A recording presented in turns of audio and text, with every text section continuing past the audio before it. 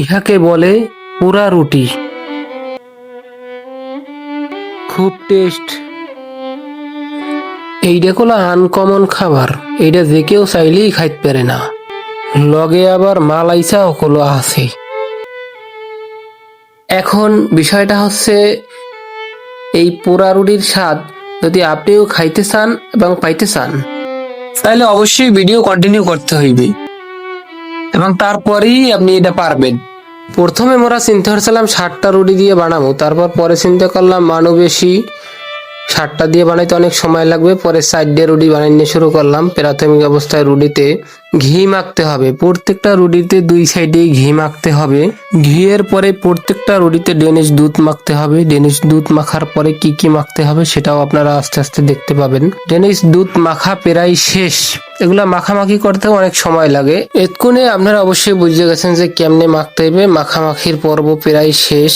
এরপরে এই মাখামাখি শেষ হওয়ার পরে এখানে আরো বিভিন্ন ধরনের উপাদান এর সাথে অ্যাড করতে হবে, যেমন বাদাম, চিনি, কিশমিশ, আরো অন্যান্য। এই পোড়া রুটি বানাইতে যেমন তেল, খাইতেও এরকম মজা, অস্থির মজা লাগে।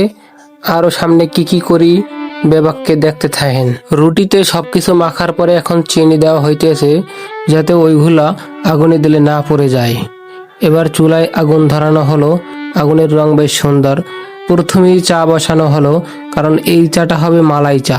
চায়ের পর্ব প্রায় শেষ। এই চা আবার দিতে হবে। এরপর চায়ের ভিতরে দুধ দিতে হবে।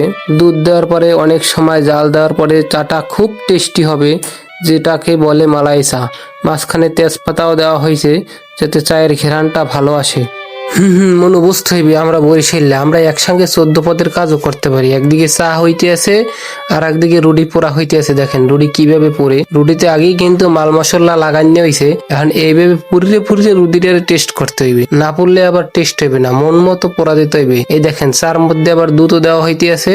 চায়ের ভিতর দুধ দেওয়ার পর চাটা কিন্তু সেই রকম দেখা যায়। ইতিমধ্যে আমাদের ভিডিও সংক্ষেপ করার পরে আমাদের মাল মশলা সব রেডি হয়ে গেছে। এখন আমরা খামু আর রিভিউ দিমু।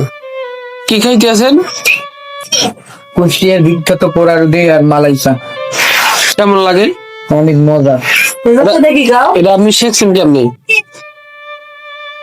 ফেসবুকে এক ভাইয়ের ভিডিও দেখে আপনি পোড়ার পরে দুধটার মধ্যে ভিজেই খাওয়া লাগে, তাহলে অস্থির একটা ফিল পাওয়া যায়।